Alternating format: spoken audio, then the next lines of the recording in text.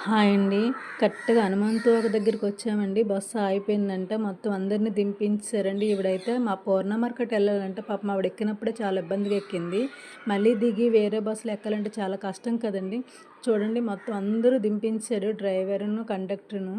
కరెక్ట్‌గా హనుమంతోక bus stop దగ్గర ఆగింది కాబట్టి పర్వాలేదండి. బస్సులన్నీ వస్తాయి కాబట్టి ఏ బస్సైనా ఎక్కేయవచ్చు. అలాగని మేము మళ్ళీ త్రిబుల్ లైనే ఎక్కామండి కాంప్లెక్స్ వరకును. ఇక్కడ ఈ బస్సు ఆగిపోయిన కండక్టర్, డ్రైవర్ ఏం చేశారంటే, వీళ్ళు ఆగిపోయిన తర్వాత వేరే బస్సు ఎక్కించడానికి వీళ్ళు స్లిప్ ఇస్తారంట. కానీ ఈళ్ళేం చేశారంటే, ఇవ్వకుండానే ఎళ్ళిపోయారు. ఆ కండక్టర్‌లకి, వేరే బస్సు డ్రైవర్‌కి, కండక్టర్ గాని ఇస్తారంట. కానీ ఈళ్ళిద్దరూ ఇవ్వకుండా ఎళ్ళిపోయారండి. ఎళ్ళిపోయిన తర్వాత వేరే వేరే బస్సు ఎక్కిన తర్వాత వాళ్ళందరికీ టికెట్లు అడుగుతున్నారంట. మళ్ళీ ఆ బస్సు ఎక్కిన వాళ్ళు మళ్ళీ నాకు ఫోన్ చేసి అడుగుతున్నారు. మాకైతే ఇంకా మేము బస్సు ఎక్కలేదని చెప్పాము. హనుమంతోక దగ్గరికి మళ్ళీ త్రిబుల్ లైన్ వచ్చిందండి బస్సు. అదే బస్సు ఎక్కాము.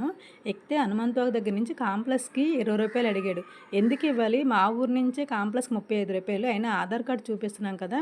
మీకు ఎందుకు రూ. 20 ఇవ్వాలంటే ఈయనే అడిగారండి. రూ. 20 ఇవ్వమని. నేనైతే ఇవ్వననంటే నవ్వుతున్నావేంటమ్మా ఇవ్వాలని అనేసి నాతో గొడవ ఆడాడు. నేనైతే ఇవ్వనండి. ఎందుకివ్వాలి? ఆధార్ కార్డ్ మీదే కదా వచ్చాము. బస్సు ఆగిపోయిందంటే మాకు స్లిప్‌లు ఇవ్వలేదని అన్నాడు. రూ. 20 అడిగాడండి. రూ. 15 టికెట్‌కి.